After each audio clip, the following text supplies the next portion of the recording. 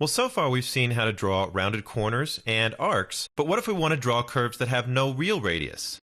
Well, we've got two options for those types of curves. We can make quadratics or Bezier curves. Both of those are types of curves that have endpoints and control points, and you can build them in sections just like we've seen with our arcs and our lines. I've got another file over in the working files we can use to try them out, so let's go over and open that up. It's the fourth one called Try Curves, and I'll just open that up in the browser and open it up in my text application as well. Now with this file, I've got a few more things started. You can see that I've got the setup for our script with our canvas and our context definitions. I've set up a begin path, and I've even set up a stroke style, line width, and called the stroke function for us. So all we need to do is insert our drawing elements right here in the middle. Like some of our other drawing elements, we need to set a starting point for our drawing to begin. So I'll add in a context.moveTo function call. And we'll set the starting point of our line at 50 pixels in from the left edge for an X, and 150 pixels down from the top for a Y value. And that'll put it right in the center between the top and the bottom.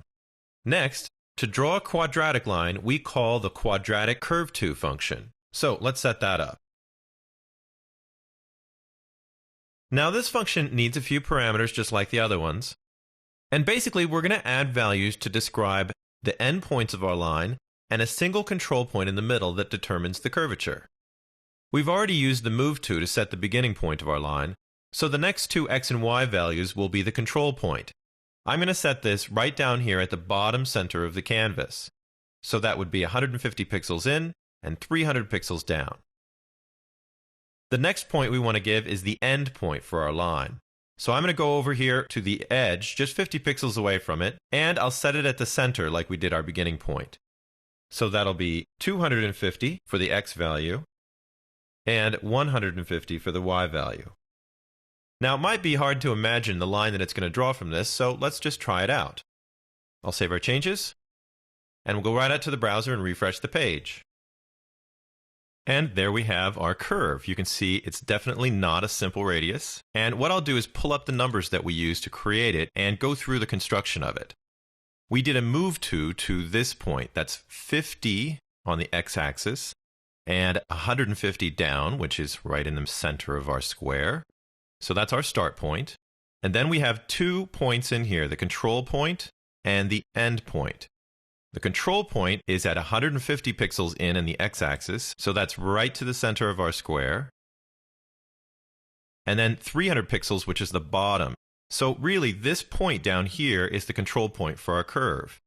You can kind of imagine that it tugs the curve downwards, but obviously you can see the curve doesn't go all the way to the end. So we're going to see some kind of a curve dropped in the middle from that control point that we've added at the bottom.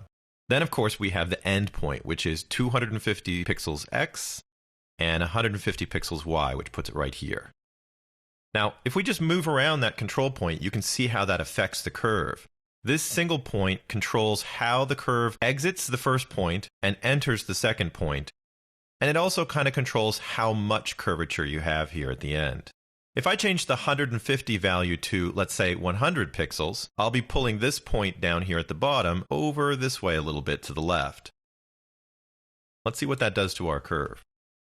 I'll change that to 100 and save my changes, and then we'll just go and refresh our browser.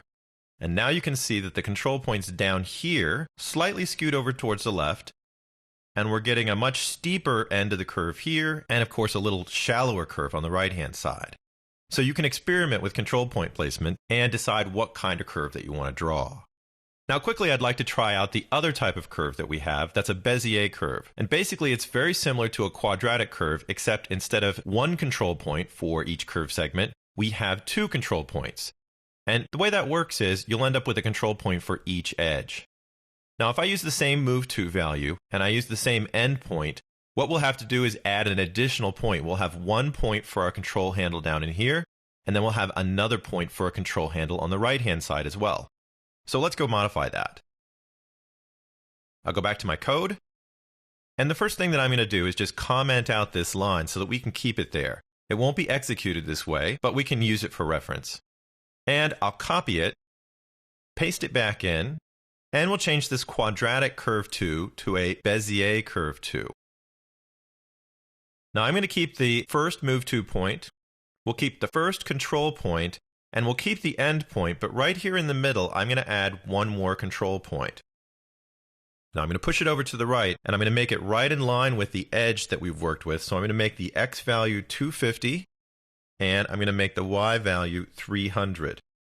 I'll add in a comma to make sure it's all set up for our 6 different values here. And now if I just point to our quadratic curve, we're going to start at the same point.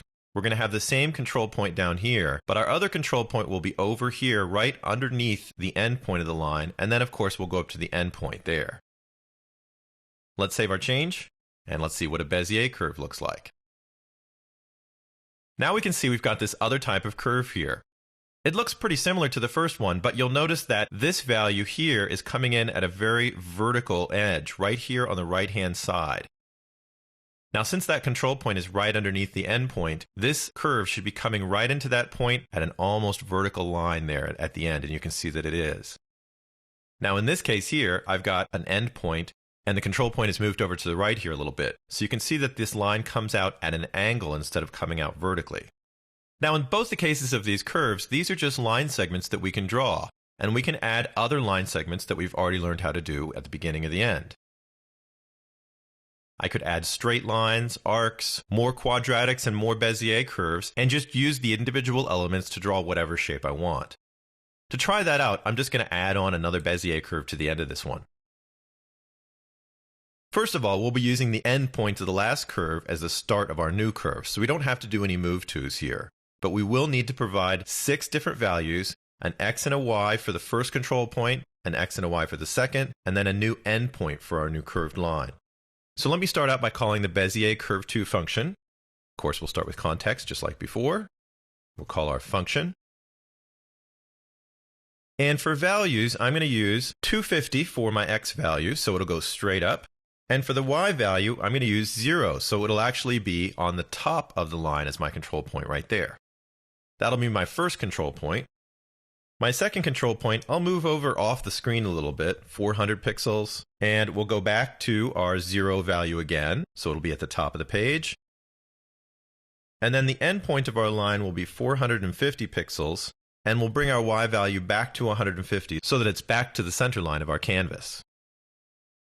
Close up that drawing, we'll save our changes, and when I refresh the page, the first thing you'll notice is that we can draw right off the end of the canvas, and of course that just gets cut off.